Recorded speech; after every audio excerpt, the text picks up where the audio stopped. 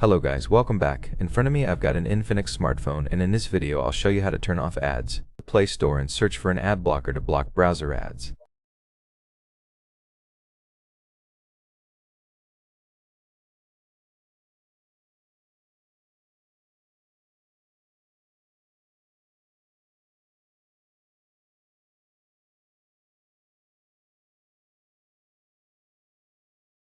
Next, go to Settings, then Privacy, enter Ads, and delete your advertising ID.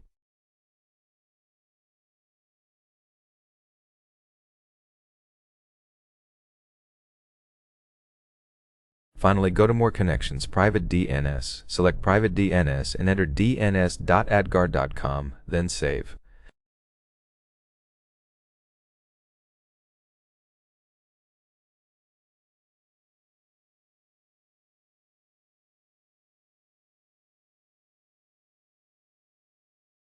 If you found this video helpful, please leave a like, comment, and subscribe.